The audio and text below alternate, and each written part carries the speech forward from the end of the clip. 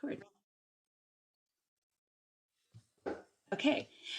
So yeah, everything we'll go over tonight. You'll be able to refer back to in uh, in the recording, in the team packet that's on the website under the downloads tab. And then we'll if you have any questions tonight, more than likely your question somebody else has the same one. So we want you to. Has it as me? Oops. Oh, oh, what? Somebody's okay. Me is trying to figure out their name. I'm going to kick it off with a poll. Oops, stop sharing. I'm going to relaunch this poll. If everybody who's on Zoom, does everybody see a poll show up? Okay, if you see a poll show up, go ahead and answer those questions. First question is, what division are you representing tonight? There might be people who are representing multiple divisions, so you can choose more than one. And then the second question is, how long has your family been with Capitola-Soquel Little League? And we got give a couple minutes for people to answer. If you're joining on the phone, you can just shout out, and I can't see it now. Oh, did it? Kelly, did you lose it? Yeah, I saw it and then it went away. Maybe Oh. it might be me. Try the hovering over the Zoom icon in your taskbar, and it Yep. might. That did it. There you go. Yep, you got it. Thank you. Awesome. Okay. Ooh, cool. Okay, I'm gonna end the poll because I think we got almost everybody. And let's see who's with us tonight. Okay, we got lots of T-ball teams, which is really exciting. This is the pipeline. You once you start, you can't stop. And I was one of the people who couldn't respond. I have kids in intermediate, the 50-70 division, and in double A. And so we see the spread of where our divisions are represented. And then this is very exciting. How long has your family been with Capitola-Soquel Little League? And 12 of us here are here for the very first time. So welcome, welcome, welcome. That's super exciting. Some have been, for people 1 to 2 years, 3 to 5 years, 5 to 10 years. We don't have any of our super veterans who have done 10 or more years. But we do have, that is not uncommon in Cap-Soquel, just because of folks that have had generations of kids come through Little League. Okay, great. Well, I'm glad everybody's here. Thanks for making it. And so now that we are officially team parent volunteers, we're required to do a background check, and you should be registered the same place where you registered your children. You should register yourself if you haven't already. And when you register yourself as a volunteer, you'll get a prompt in your email from something called JDP to initiate a background check. It's an online questionnaire. It's pretty easy and painless to fill out the questionnaire. And that is required because we are all working with youth. We're also required to take 2 trainings that are online and that are on demand. So you can take them at your leisure. One of the trainings is the sports abuse awareness training, and the other is the sudden cardiac arrest training. For both of those trainings, we'll provide you with links where you'll go in at your own leisure, create a profile, and take their between 20 and 45 minutes self-paced trainings. And when you complete those trainings, you'll email your certificates of completion to the safety officers. Danielle, is there anything else to mention about that? I don't think so. I'm sharing it in the chat just if anyone wants to grab it now, but we'll share it with you again later, of course. But if you want to snag it and take note. Yeah, good deal. Okay, so what on earth does the team parent do? Principally, the role of the team parent is to communicate key information to your team. Your job is to help your managers delegate tasks. And it's really important this year, and in the past couple years, to try and get all your families on the Game Changer app. The Game Changer app is where managers are going to be putting up their schedules. It's where if something changes, you can have a team chat. It's where you can RSVP and check in to your to practices or games and say that you're plan on attending. Um, the team parents also promote fundraisers. We have one major fundraiser throughout the year that's called the Hit-a-thon, but we also sometimes sell tickets for things like the San Jose Giants or game tickets to MLB games. So we want to promote fundraisers that are gonna help the league.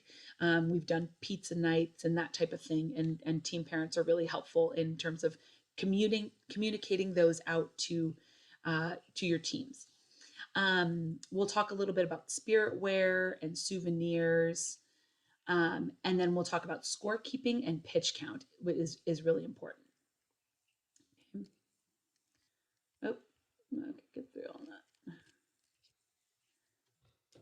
Okay, uniforms and equipment. You may have heard, if you've started practicing this week or previously, you may have heard already talked with your managers.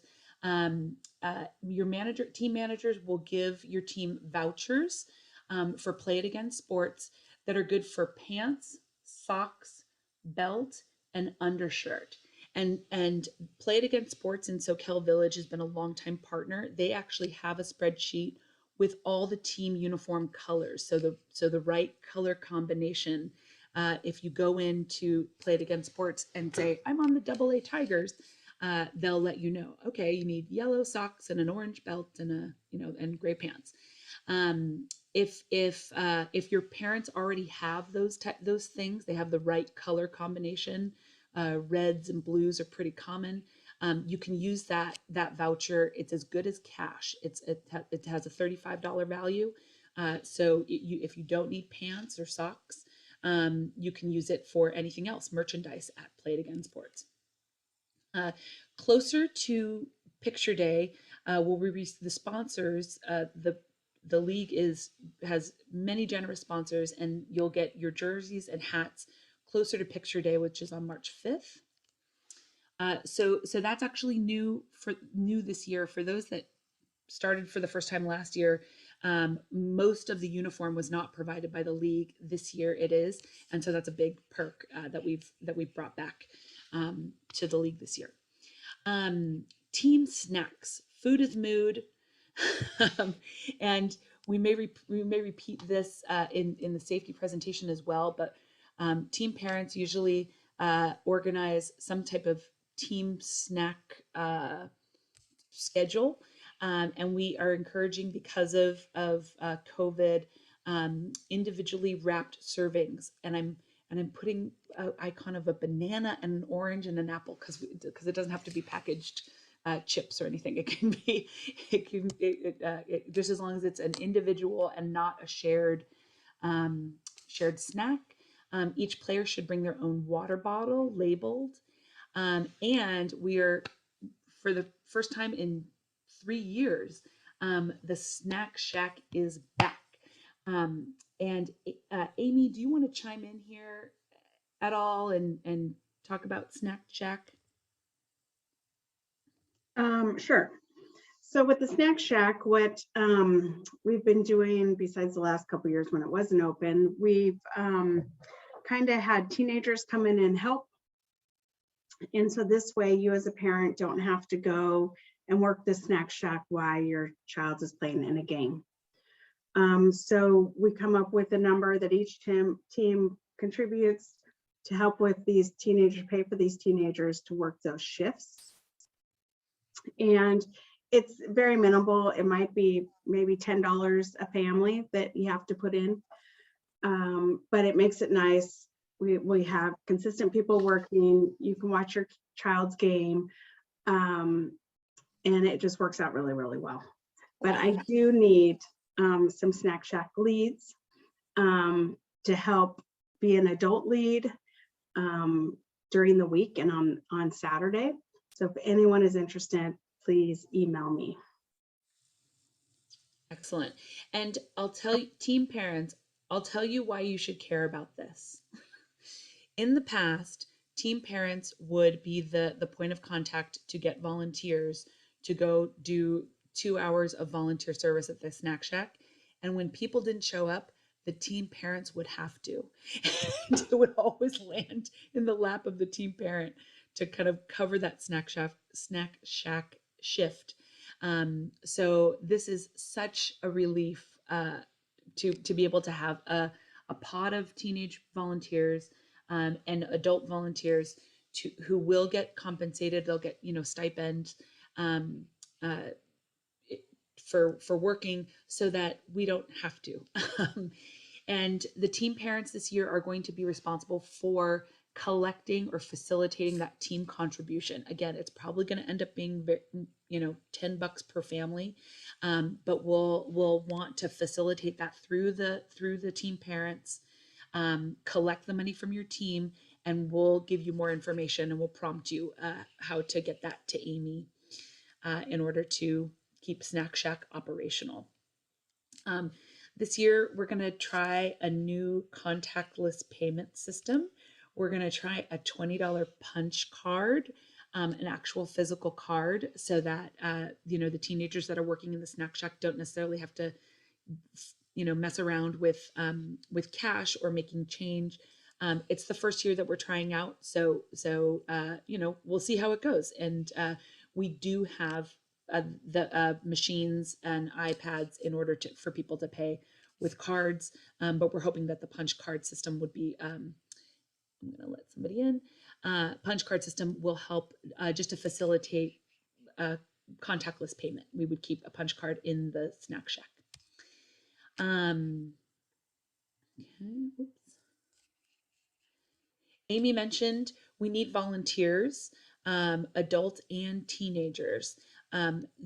Folks can volunteer in the Snack Shack for community service hours, and or a stipend, or we're looking at ways to provide incentives that are $10 an hour for working there. And if you know anybody that's interested, if you have, Amy, is it 13 plus? They have to be 13 years old on up. Yes. If your kids are 13 years old on up, older kids that don't have games, then write to Amy at the concessions coordinator at CSLLbaseball.com. And actually, maybe I'll pause there for a second and see if there's any questions. Yeah, Joy, a couple questions in the chat that I answered, but I'll just say them out loud. If you've taken these courses before, they do have to be done yearly. So unless it was done in like the end of spring or summer that will take you through the whole year, you do need to repeat the courses. And then the other question was if they need to be uploaded to their CSLL profile, which I do not know, but they do definitely have to be emailed to the safety officer, which I put that email in the chat, but we'll give you that info when we share the course links with you guys as well. But do you know if they have to be uploaded to their profile? I do not believe they have to be uploaded to the profile. We just need to have a record. The board needs to maintain a record. Awesome. And then, yes, to Amanda, we'll email the team manager or team parent with the total that needs to be paid. Yeah. Yes. And we're still sorting out the number of games throughout the season. What we're asking each team, we're kind of marketing this as a team contribution to keeping the Snack Shack operational. If there's rain days, if there's, we don't end up playing one day, we're not going to mess around with like refunding people 30 cents or whatever it is for, that will just go towards, it'll be a league contribution for Snack Shack operation. So that's a very good question. We will let you know how much each team owes. And then last thing, I put this in the chat, so some people are seeing it, but when it's convenient, you guys, if you could just put in the chat your first and last name, and then what division you're with, and which team you're team parent for, and your email. Just making a spreadsheet of all that. So if you want to add that when it's convenient, please do. Excellent. Thanks. I think that's it for now, Joy. Great. Okay. Okay. Moving forward, yearbook. Our league has it's so cool to get a yearbook at the end of the year. But we really encourage the production for the yearbook actually happens very soon, like within a month and a half of gameplay. We're being asked to gather photos to submit for the yearbook.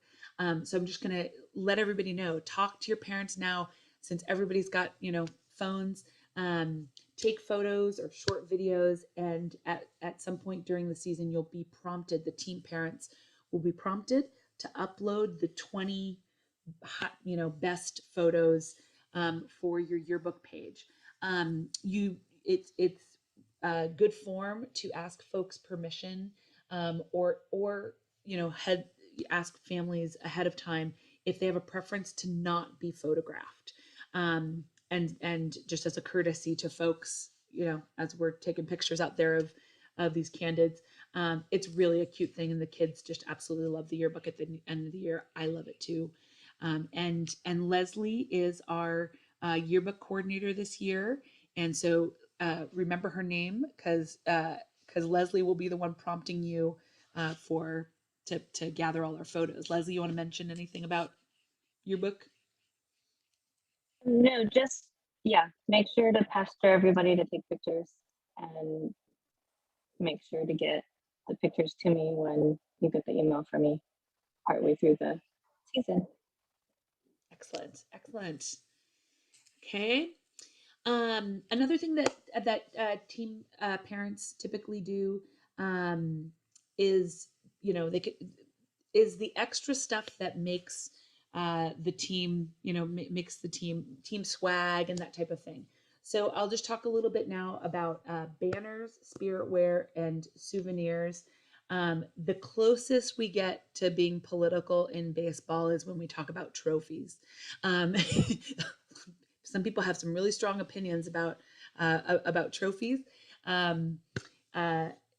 Things that you can do throughout the year, and to organize parents, and information about where you can procure these types of things are in that team parent packet that I'll mention again on the downloads page. You can do these where'd it go? There we go. The typically, teams will put together a banner with kids' names on them. In in this image here, where you see the home plate, I usually go through Banners USA, has these really cute home plate designs where you can put each kid's name and number, and then that can be their souvenir at the end of the season. You can get trophies and sweatshirts. I'm also going to put in a plug for the sweatshirts, because whenever we go, it's been a long time since we've been to an amusement park, but whenever we go, we always have our kids' old baseball jerseys on, because it has their name and number on the back, and you can find them easily. They're easily identifiable, so it's a fun thing to do. And those are the types of things that you can pool money from the parents. And I'll say that just a tip for team parents is to create like a team treasury for these types of things. And find out from parents what they're willing to contribute for things like a banner, or things like trophies or sweatshirts. Usually sweatshirts are optional, and we have a couple of resources for where you can get those done locally. Sportabout is one in Aptos that the league has worked with for a long period of time. But I'm also going to put in a plug for another company called Custom Culture in Capitola that does custom sweatshirts. So that's a little bit about swag. Any questions? Another pause for questions. Nope. Okay. This next slide is pretty important, and of all the slides, this is the one you really want to make sure you go back to and refer to. On game day, each team has responsibilities on the field, and so the home team is usually the team that's along the third baseline, and the home team is responsible for field prep.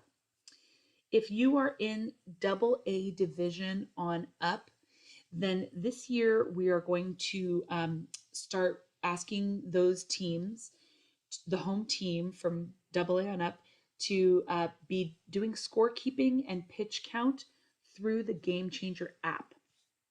On March 9th at 6:30, we're going to have a Zoom, and actually Steve Gray and our scheduler, who may be on, Emily, are going to facilitate a tutorial on how on scorekeeping in general. So make note of that date, because we just put it on the calendar last night. We created that tutorial, and so folks that are scorekeepers on your team, team parents, it's help the managers out and figure out who on your team could help out with scorekeeping. So we're going to ask the home team, and the way you know if you're the home team is if on the app you are the at team. So if it says Tigers at Red Sox, the home team is the at team. Okay, that's how you know if you are the home team, and that's what your responsibilities are: field prep, scorekeeping in the electronic scorekeeping, and then if you're the visiting team, usually along the first baseline, you will also be responsible for pitch count and paper scorekeeping. So until we're incorporating the Game Changer app this year, and testing out the functionality, and until we work out all the kinks and make sure that it's foolproof, we're going to have kind of a paper backup system, so that because that is a requirement of Little League, is to keep the pitch counts and the scorekeeping logs in the score sheds. We have to have some sort of record. Visitors can also, and actually this is sometimes this you guys can work this out on the field with whether you're home team or visiting team. Visiting team typically announces, and team parents can have access to the codes to get into those announcing sheds. We're excited this year to offer Bluetooth, wireless Bluetooth connection, so that people can play music in between the games, which is always really fun. I'm going to say it here. We obviously need to make sure that the song selection is G rated, not even PG rated, G rated. Okay. So we'll be able to connect and have music. The announcing and is a really fun thing when kids hear their names over the loudspeaker. It's really fun. We are asking this year that children are not going to be allowed in the announcing sheds. And we may revisit whether or not a parent can have their own child, but we've had incidences in the past where children have been left unsupervised in the announcing shed, and we have lots of expensive equipment in there that we don't want damaged. So there's that. Visiting team will break down, and if you're have a game during the week, or if you're the last game on Saturday, then it's the visiting team's responsibility to close the bathrooms, to lock the bathrooms, and the bathroom key is in the closet next to the snack shack. It's actually a closet that's part of the snack shack. That closet holds our first aid kit, our AED. We have ice packs in there. There's a broom. to sweep up. When we get cruddy bleachers, it's there's all kinds of stuff in there. But that's where the bathroom key is housed, and we want to make sure that we lock the bathrooms before our last games. We have had issues in the past, given the proximity to blue ball, of folks that have, homeless folks that come in and when the bathrooms have been unlocked at night. And so, yeah, we just want to make sure they're in tip top shape. We have a maintenance crew that comes in. I think it's weekly, if not twice a week, to clean the bathrooms. But if you see something, again, we're an all volunteer league. So if you see something that needs attention, try and resolve it and say, hey, we need to restock toilet paper or have paper towels or we're out of soap. Let somebody know, and we'll try and get it serviced. I think that's that. Any questions about this stuff? Game day, team responsibilities? Yeah, okay. Moving on up. Important dates that are coming up in the calendar. March. One date that's not on here that I'll mention is for since we have so many T-ball families.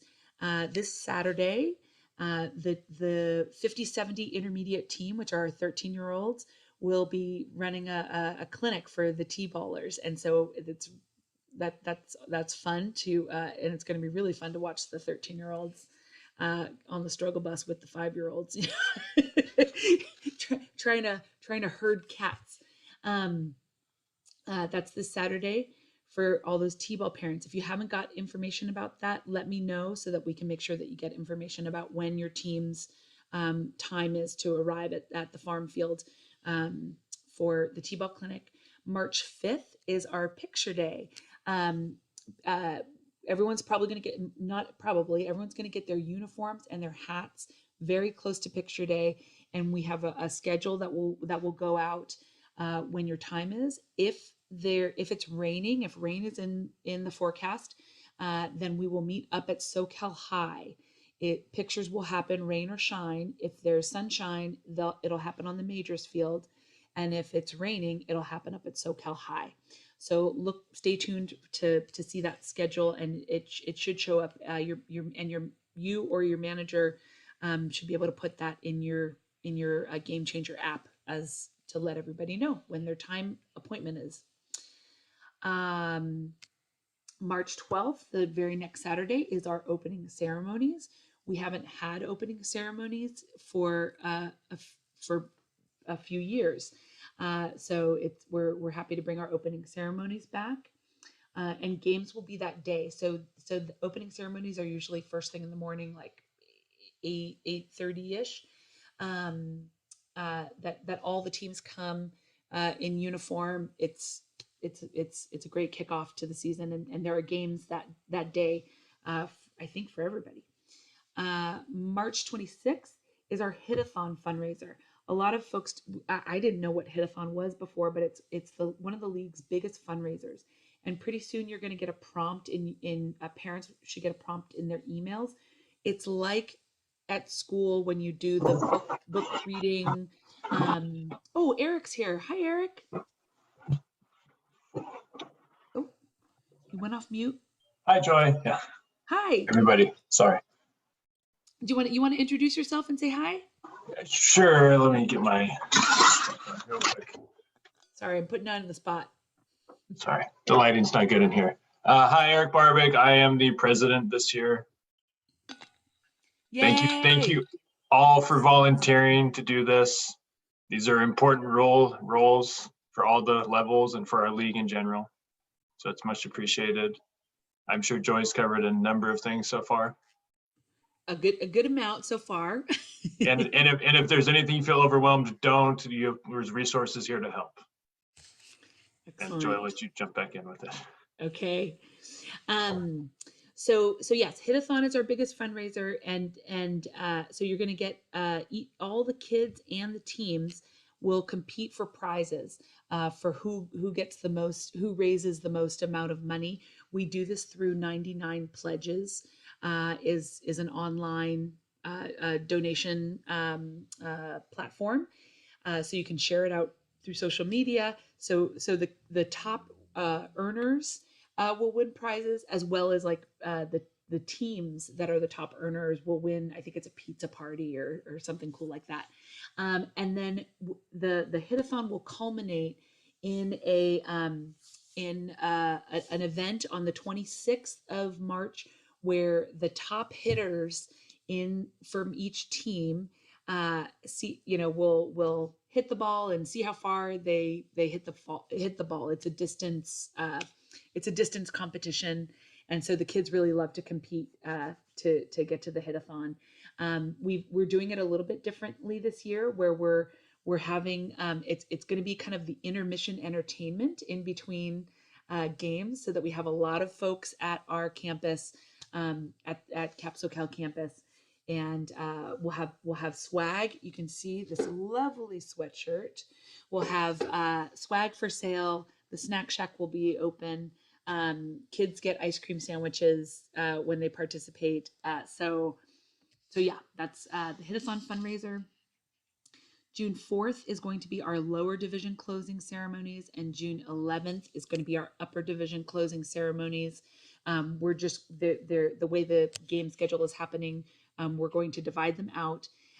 It is also important for those in the upper divisions, AAA on up, to know that if your team wins, the closing ceremony is just the end of the regular season, and the championship teams move on to play more games in the postseason with other, they do other league stuff.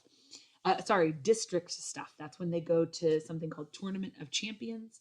And then there's also something called All Stars, where kids that move on to All Stars can move up all the way to the Little League World Series. I did not know that when I was a younger parent, and I thought it was all done on June 11th, and then they said, no, you keep going. So don't be surprised, and hope you win. Oh, okay. Yeah, questions. Questions now. Open up the floor.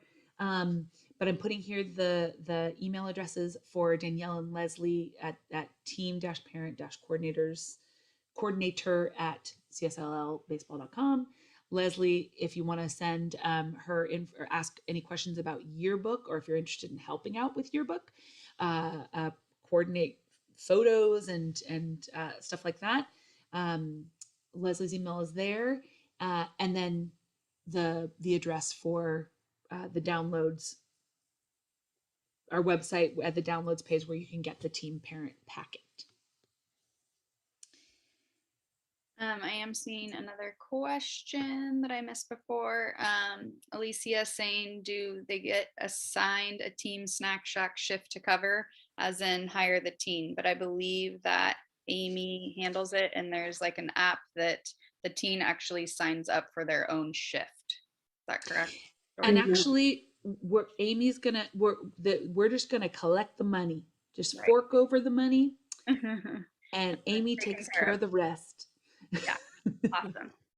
Okay, And thanks. someone on this phone call will have to do that next year.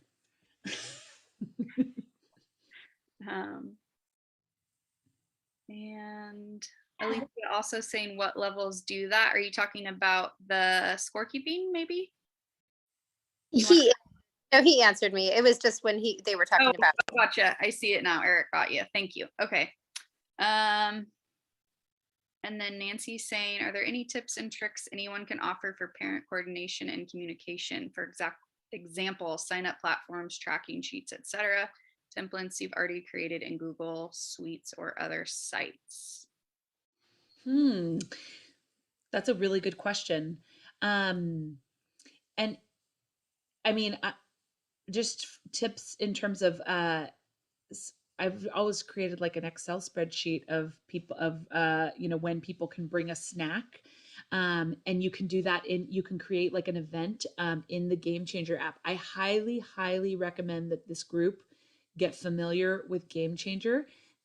you should be added as a staff member. If you're not, talk to your manager about adding you as a staff member, because that will allow you functions to be able to add events. But the group chat in that in Game Changer is really helpful. Yeah.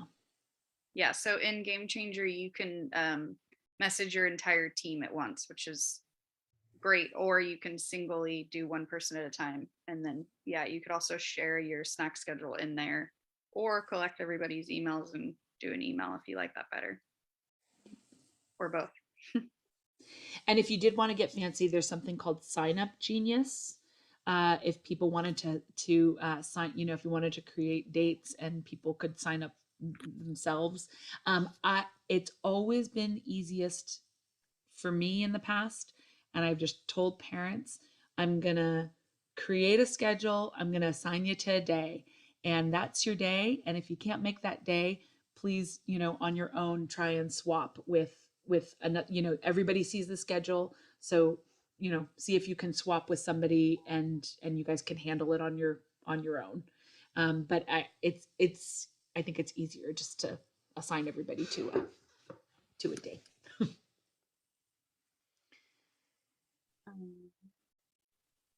Okay, I don't see any other questions unless somebody wants to unmute and ask. But just a reminder, most of you have already done it. But if you haven't yet, if it would be helpful if in the chat, which you can open up from the bottom of the screen if you're not sure, your name and your email, and then what team and division you're with. That would be helpful. Speaking with spreadsheets. Thanks. Sorry Yeah, for and joining late. Just real quick, did we talk to the T-ball and single A parents about helping out in the dugouts? no. Okay. So I'll just jump in and cover that real quick. So single A and T-ball, the kids who are in the dugout can be a challenge. There's lots of energy. They're really excited to be there. They like, they're just having fun. And so focusing them is hard for the coaches when they're making sure the kids aren't throwing the balls at each other, swinging the bats around each other.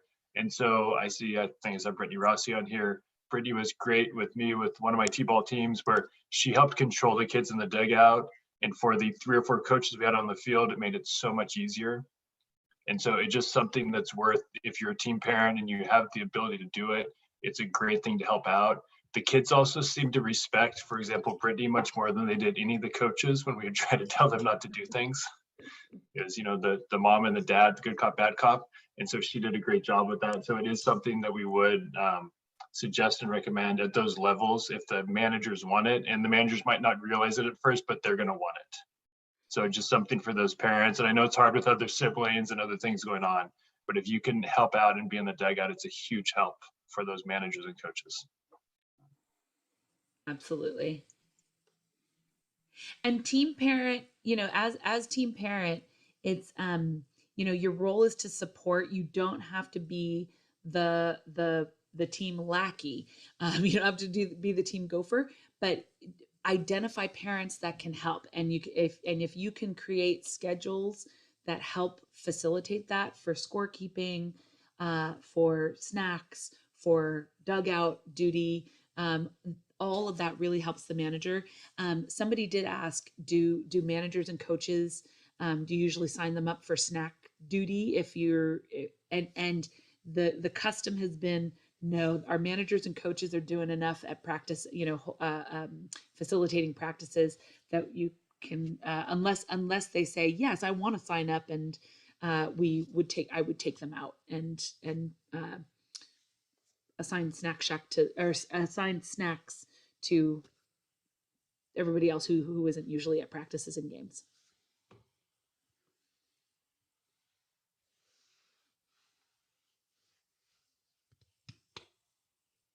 Okay.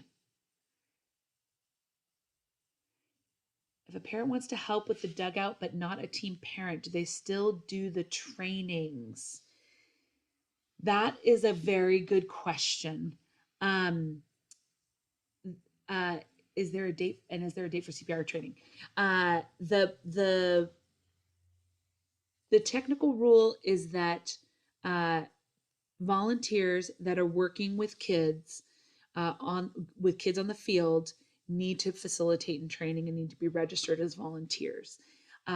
In practice, normally the team has to have manager, assistant coach, safety officer that is a safety officer and somebody who is CPR certified, and a team parent.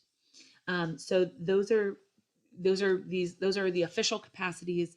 And in the past, especially if parents are only going to be there for, if they're only going to do dugout for once or twice, you didn't hear it from me, but typically those parents help out in an unofficial capacity.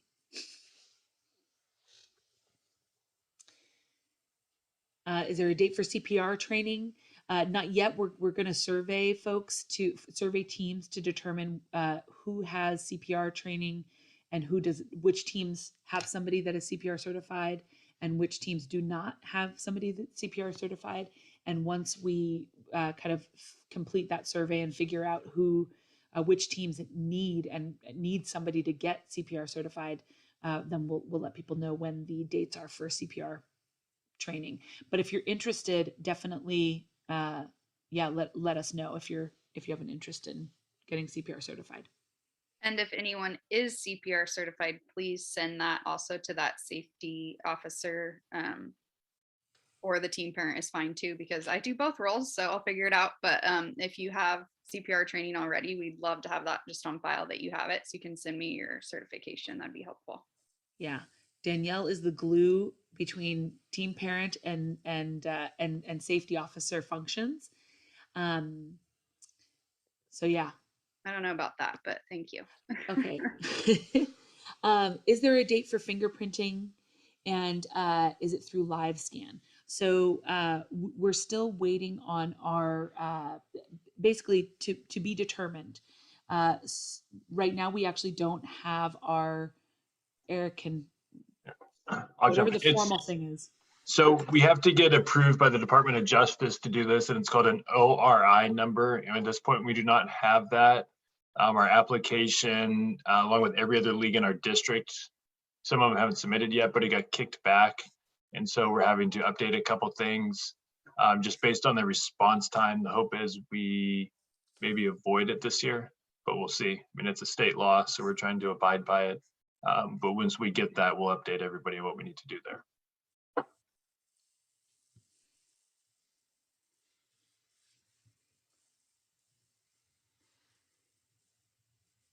Okay.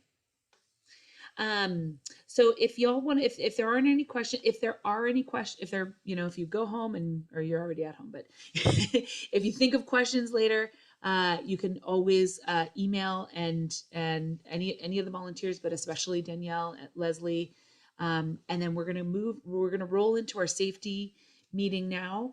And so if you want to pop off, then this would be a good time. If you're interested in staying, then we'll take about a 5-minute break and come back for the safety presentation. Oh, good questions. Okay, questions coming in. I'm gonna let. Sorry, I was just wondering where the codes were, because they're probably different than 2019. They are. The managers have the codes in their binders. Thank you. Good night, everybody. Okay, good night.